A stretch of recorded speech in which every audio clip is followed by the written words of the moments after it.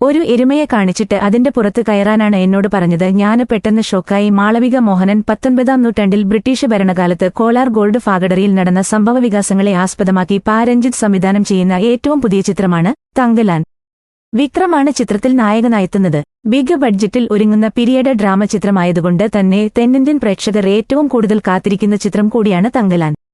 ചിത്രത്തിന്റെ ട്രെയിലറിന് ഗംഭീര പ്രതികരണങ്ങളാണ് ലഭിച്ചത്. പുറത്തുവിട്ട ആദ്യ ഗാനത്തിനും മികച്ച പ്രശംസകളാണ് ലഭിക്കുന്നത്. ഒരിടവേളയ്ക്ക് ശേഷം ചിയാൻ വിക്രമിന്റെ ഗംഭീര പ്രകടനമായിരിക്കും ചിത്രത്തിലേതെന്ന് ട്രെയിലർ ഉറപ്പു തരുന്നുണ്ട്. പീരിയഡ് ആക്ഷൻ ചിത്രമായ തങ്കലാൻ ഇന്ത്യൻ സിനിമയിലെ തന്നെ മികച്ച ചിത്രങ്ങളിലൊന്നായി മാറാനുള്ള സാധ്യതകളാണ് ട്രെയിലറിൽ കാണുന്നത്. മലയാളി താരങ്ങളായ പാർവതി തിരുവോത്തും മാളവിക മോഹനനും ചിത്രത്തിൽ പ്രധാന വേഷങ്ങൾ അവതരിപ്പിക്കുന്നുണ്ട്.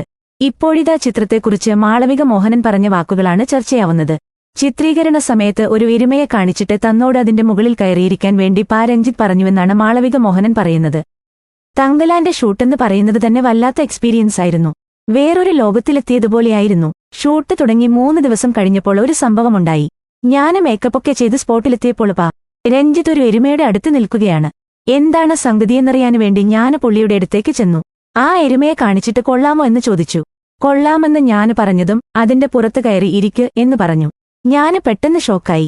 എരുമയുടെ പുറത്ത് എങ്ങനെയാ ഇരിക്കുക എന്ന് ചോദിച്ചപ്പോൾ നീ ആരതിയാണ്, ഈ ഗ്രാമത്തിന്റെ ദേവതയാണ്, കേറിയിരുന്നേ പറ്റൂവെന്നാണ് പുള്ളി പറഞ്ഞത്. ഒരു തയ്യാറെടുപ്പുമില്ലാതെ ആ എരുമയുടെ പുറത്ത് ഞാന് കയറി.